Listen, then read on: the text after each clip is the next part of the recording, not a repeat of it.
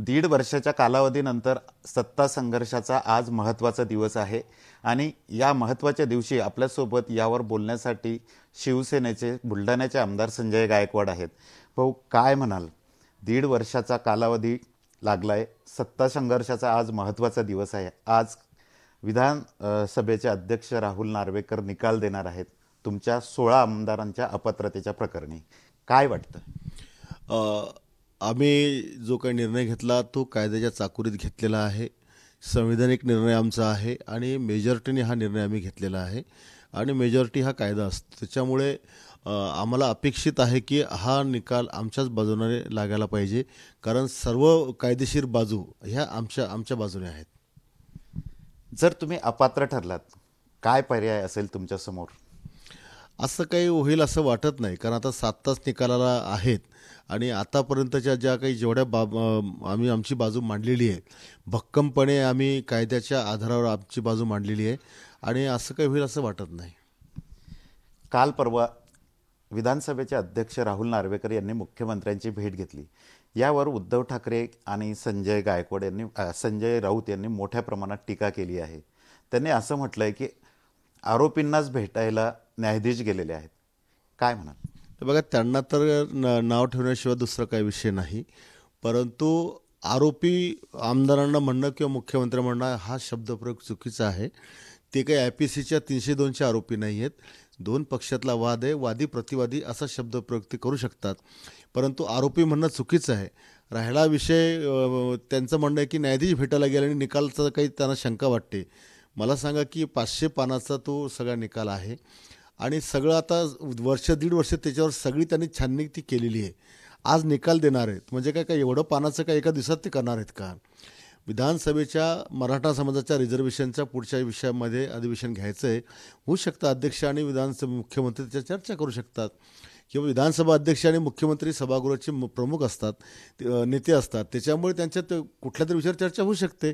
त्याच्यामुळे आरोपी आणि न्यायाधीश असं समीकरण लावणे मूर्खताचं लक्षण आहे.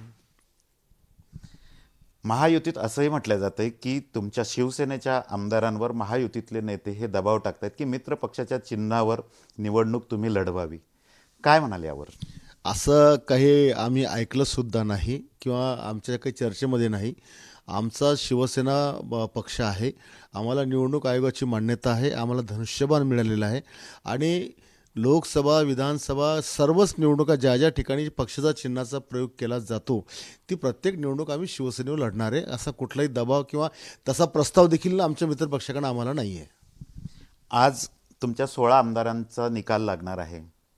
काय असेल उद्याचं चित्र? काय असेल आज हा निकाल लागल्यानंतर उद्याचं चित्र, राजकीय चित्र राज्यातलं काय असेल? आता निकाल लागू द्यात, 7 तास बाकी आहेत. निकाल लागल्यानंतर बघू काय होईल ते.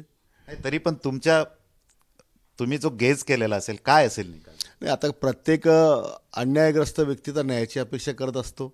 आमचं म्हणणं आहे की आम्ही न्याय मागतोय, आम्हाला न्याय मिळाला पाहिजे आणि प्रत्येक जण न्यायाच्या अपेक्षेमध्ये असतो की आमच्या बाजूने निकाल लागेल, तसे आम्ही पण आहोत. पण गेल्या दीड वर्षापासून हा राज्यातील सत्ता संघर्ष आहे. निकालाला एवढा वेळ लागतोय, उशिराने मिळालेला निकाल हा अन्याय असतो असं म्हटलं जातंय. असं नाही आहे. बाकी निकालापेक्षा हा विषय वेगळा आहे. याच्यामध्ये प्रत्येकाला त्याची बाजू मांडण्याची संधी द्यावी लागत असते आणि एक नाही अनेक लोक त्याच्यामध्ये आहेत. 50 आमदारांचा विषय त्याच्यामध्ये बाजू मांडण्याचा. कायद्याच्या अनेक खाचाखोचा ह्या तपासल्या जातात आणि एवढी मोठी त्याची 500 पानाचा तो निकाल जर झाला असेल तर कल्पना करा की अध्यक्षांना किती लोकांना तपासावं लागलं असेल, किती लोकांचं त्यांना म्हणणं ऐकून घ्यावं लागलं असेल, किती केस लॉ सायटेशन ज्याला आपण म्हणतो ते किती सायटेशन त्यांनी बघितले असतील. या सगळ्या गोष्टीचा सरासर विचार केला तर मला नाही वाटत की फार काही जास्त वेळ झाला म्हणून. या बाबतीत काही मुख्यमंत्र्यांशी आपलं बोलणं झालंय आजच्या निकालाच्या बाबतीत? नाही, काही बोलणं झालं नाही आणि ते पण निर्धास्त आहेत. आमचे सगळे पक्षाचे लोक निर्धास्त आहेत. आम्ही दुपारपर्यंत या सगळ्या निकालाची वाट पाहत आहोत. तर नक्कीच आज राहुल नार्वेकर 16 आमदार अपात्रता प्रकरणी हे निर्णय देणार आहेत आणि त्यावर आपल्यासोबत संजय गायकवाड यांनी प्रतिक्रिया दिली आहे. कॅमेरामन शांताराम तायडेसह doctor Sanjay Mahajan, ABP Majha, Buldhana. ABP माझा, उघडा डोळे बघा नीट.